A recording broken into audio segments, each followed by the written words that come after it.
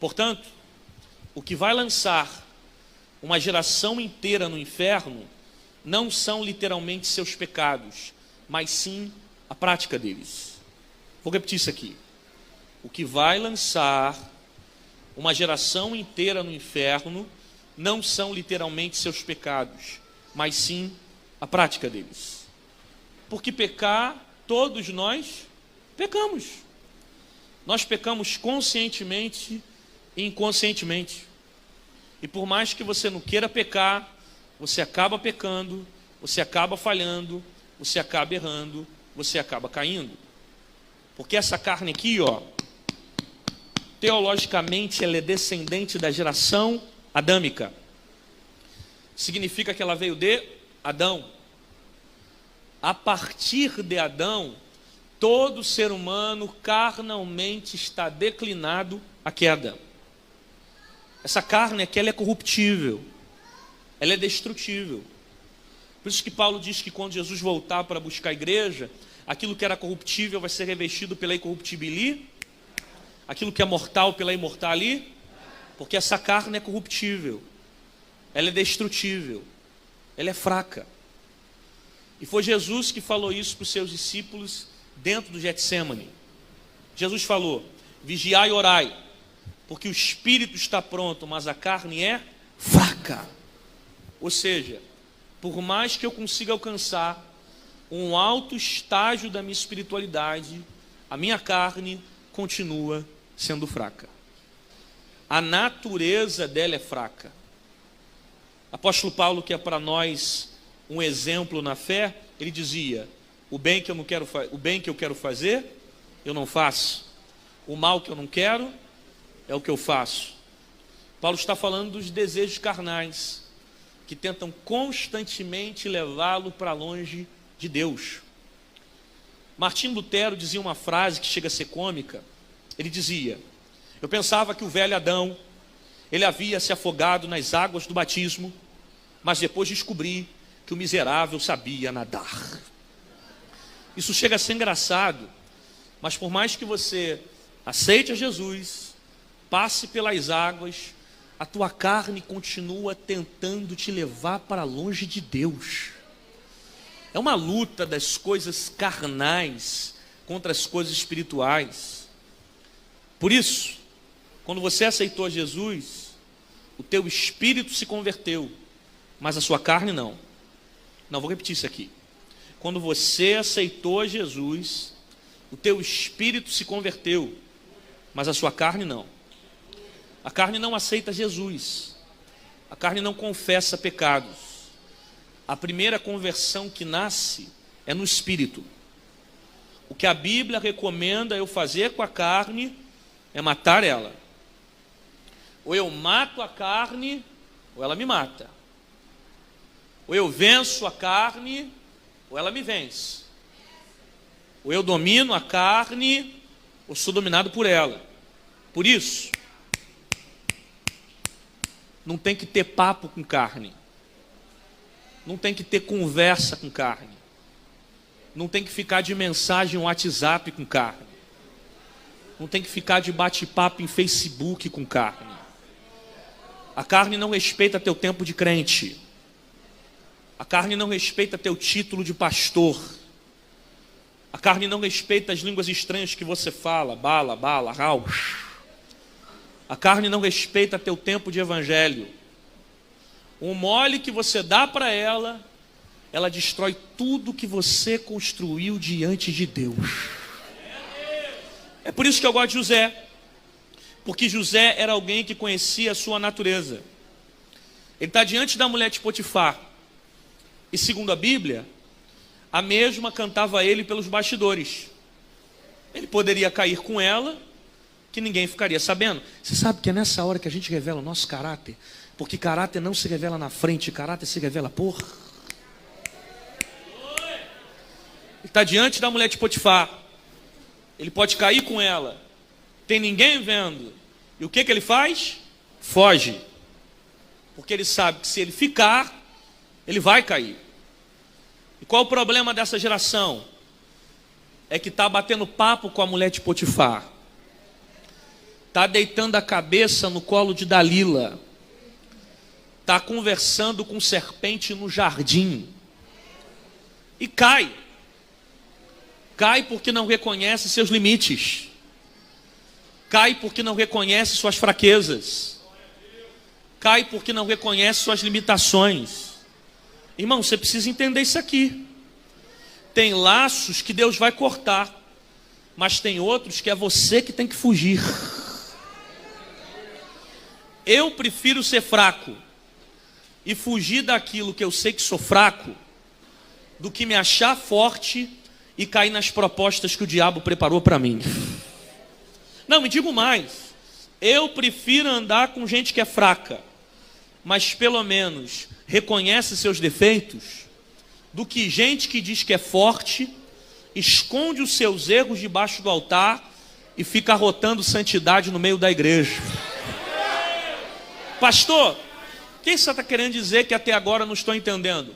Eu estou dizendo que durante um bom tempo a igreja afirmou dizendo que o nosso pior inimigo é o diabo.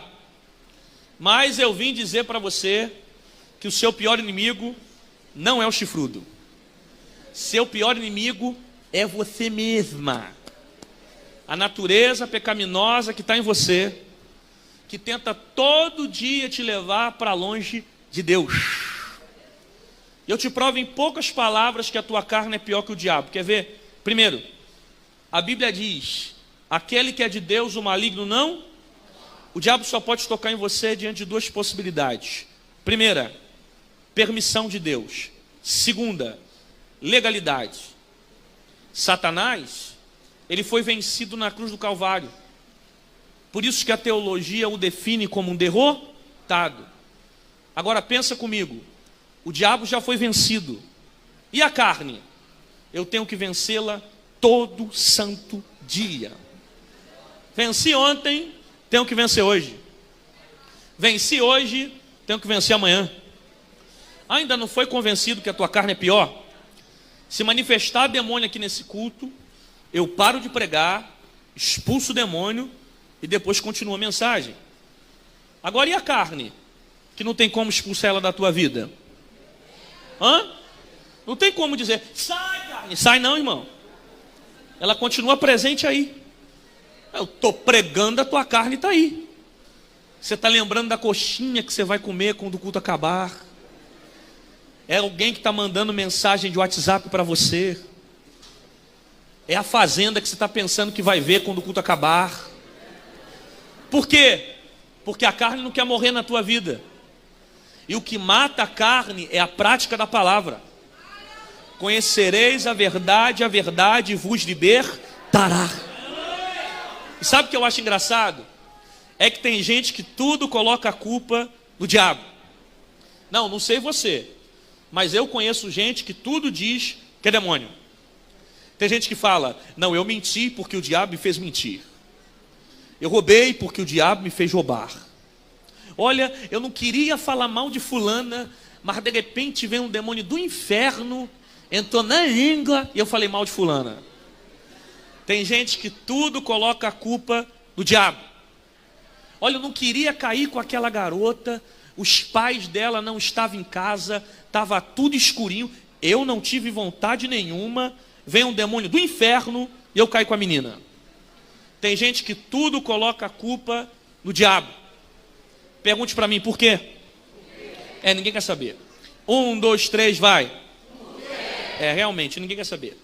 1, 2, 3, vai. Porque demônio se expulsa, mas caráter se trata. Não, você não ouviu isso não, vou repetir isso aqui. Demônio se expulsa, mas caráter se trata.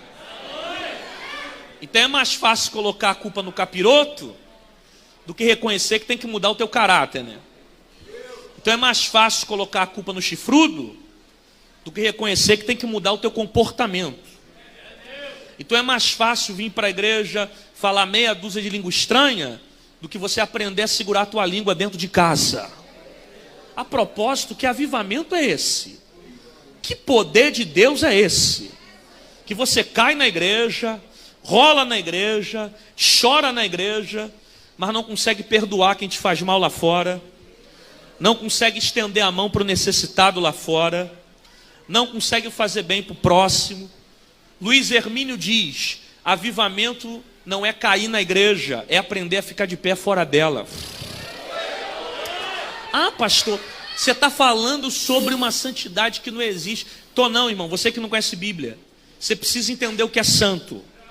Santo não é aquele que deixa de pecar. Santo é aquele que sempre se limpa. Eita, você não viu isso de novo não. Porque aquele que confessa e abandona a sua transgressão, esse alcança misericórdia. Porque Deus não quer ouvir desculpa, Deus quer ouvir confissão. Quer ver uma coisa? Quando Deus perguntou assim: Adão, onde tu estás? Deus sabia onde Adão estava, sim ou não? Sim. Não, vou perguntar de novo. Quando Deus falou: Adão, onde tu estás? Deus sabia onde Adão estava, sim ou não? Sim. Claro que sabia. Porém, Deus queria que Adão confessasse. O que ele faz? Ele aponta a mulher. Ele diz: a mulher que tu me destes. Ele joga a culpa para Eva. Eva joga a culpa na cobra. Um joga a culpa para o outro. E ninguém reconhece os seus erros. Essa natureza adâmica, ela está dentro de nós. Nós apontamos os erros dos outros porque perdemos a capacidade de reconhecer os próprios defeitos. Um filósofo por nome de Philippe Pondé, ele disse que o ser humano tem um costume de esconder os seus erros no defeito dos outros. Então eu aponto o erro do outro para tentar justificar aquilo que eu faço. Só que para Deus não existe pecadinho nem pecadão, tudo é pecado. Não, porque eu não consigo ir para a igreja, porque ali dentro só tem gente que não presta, só tem hipócrita dentro da igreja. Não é assim que o ímpio fala? O que eu vou fazer dentro da igreja? Está lotado de hipócrita. Não, realmente, eles estão certos. Aqui dentro está lotado de hipócrita. Mas vem cá, meu filho, chega aí, senta, ouve a palavra. Sempre cabe mais um hipócrita aqui dentro, sempre cabe mais um que precisa ser liberto. Não, mas eu não consigo ir para a igreja, porque ali dentro ninguém presta, só tem gente que não presta. Ah, meu filho, mas aqui dentro é lugar de gente que não presta mesmo. A pior espécie da sociedade está na igreja.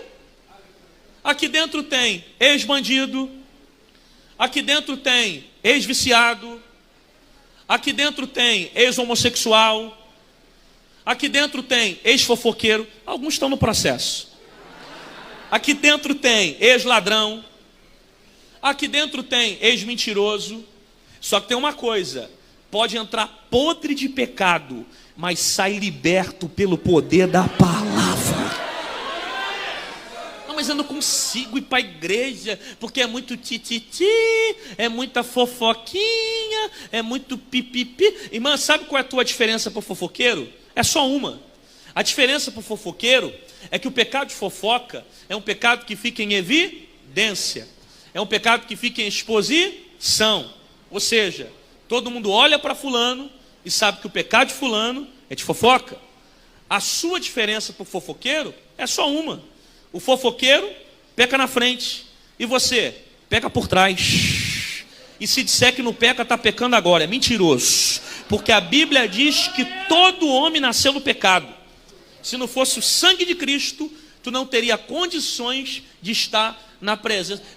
Pastor, então qual é o meu pecado? Hipocrisia. Por quê?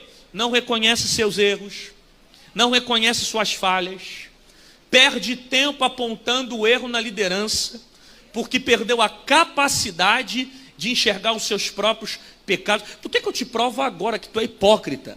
Você está ouvindo aqui essa mensagem e está pensando: meu Deus, cadê Deltrana? Essa mensagem era para ela, fulana era para estar aqui hoje. E eu não vim pregar para quem está em casa vendo Netflix. Eu vim pregar para quem quer ser liberto pelo poder da palavra.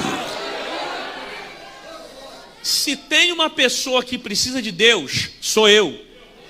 Se tem uma pessoa que precisa de libertação, a primeira, sou eu. Se tem uma pessoa que depende da graça, sou eu. Por quê? Porque eu não tenho que ler a Bíblia para apontar seus erros. Eu tenho que ler a Bíblia para consertar os meus defeitos. Por isso que a Bíblia diz: examinai a si não é o outro, é a mim mesmo. Por isso que pior para Deus não é você pecar. Pior para Deus não é você cair. Pior para Deus é você pecar e não se arrepender. É você cair e não se levantar. É se esconder por trás de uma capa de religiosidade e achar que santidade é terno e gravata. Nunca que santidade tem a ver com aparência. Se santidade fosse isso aqui, nós não veríamos pessoas que têm a saia no pé, mas têm a língua no joelho. Porque nem todo mundo que santifica por fora, santifica por dentro. Mas todo mundo que muda por dentro, muda por fora.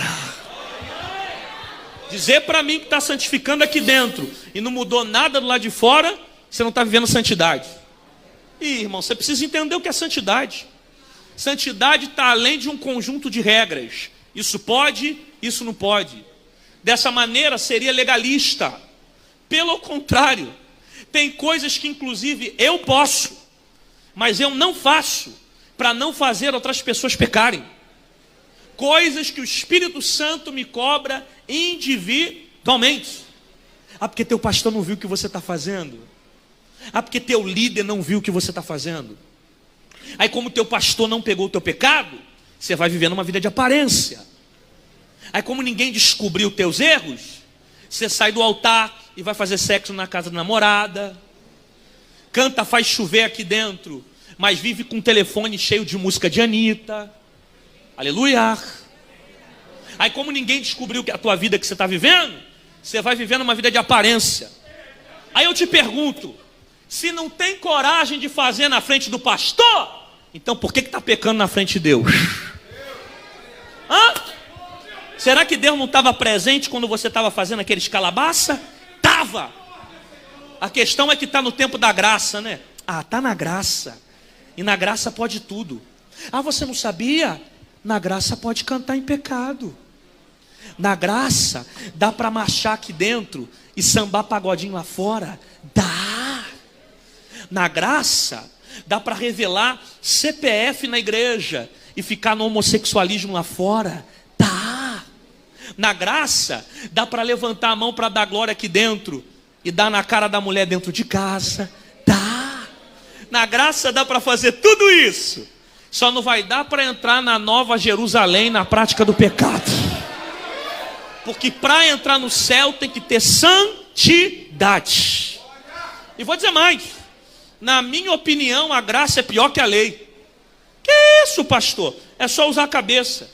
A lei só era pecado quando tinha a consumação dos atos. Ou seja, se não tivesse atitude, não era pecado. E na graça, Jesus disse que se eu cobiçar a mulher do próximo, eu já estou pecando. Pensa bem qual é pior. A lei condena atitudes. A graça condena pensamento. A diferença é só uma. É que a lei matava no ato. Pecou, morte de pedrada. E a graça? A graça não mata agora. A graça mata depois. Ela te dá uma sensação que não vai acontecer nada, né? Aí você vai vivendo esse evangelho miserável, essa vida de aparência, mas está morto dentro da igreja. Porque a Bíblia diz que o salário do pecado é ninguém falou, o salário do pecado é 5 falaram, o salário do pecado é a primeira morte que gera morte espiritual, a segunda morte que gera morte física, a terceira morte que gera morte eterna. É por isso que você está perdendo vontade de orar, é por isso que você está perdendo vontade de ler Bíblia, é por isso que na hora que você lê Bíblia, eu não sou o que faço, estou dizendo, porque o pecado está engessando a tua vida espiritual. Mas está dando certo, a agenda está bombando, está viajando para cima e para baixo, está ganhando mais de 10 mil por mês, 4 carros na garagem, e está achando que uma vida de sucesso significa uma vida aprovada por Deus. Você está enganado, meu filho. Você pode ganhar muito dinheiro nessa terra e ir para o inferno. Até porque nem tudo que Deus usa, Deus aprova. Eita Jesus, vou repetir isso aqui. Nem tudo que Deus usa, Deus aprova. Jesus disse que o homem poderia ganhar o mundo inteiro e no final perder a sua própria salvação. Por quê? Porque o dom que eu tenho salva quem ouve, mas não salva quem prega. Ah, você não ouviu isso não, vou repetir essa frase. O dom que eu tenho salva quem ouve, mas não salva quem prega. Porque Deus só usa por causa da graça. Sabe o que significa graça? Favor e merer? Então Deus não me usa porque eu mereço. Deus só me usa porque eu recebo aquilo que não mereço. Não se trata do preço que eu pago para ser usado, mas sim do preço que Jesus pagou para poder me usar. Não é o que eu faço, é o que Jesus já fez. Isso é graça. É receber aquilo que não merece. Ninguém canta, prega, profetiza no seu próprio mérito. Nós só somos usados por causa da graça. Por isso que ser usado é uma coisa, ser aprovado é outra. O pior fracasso de um homem é ele ter sucesso em coisas que Deus não aprova.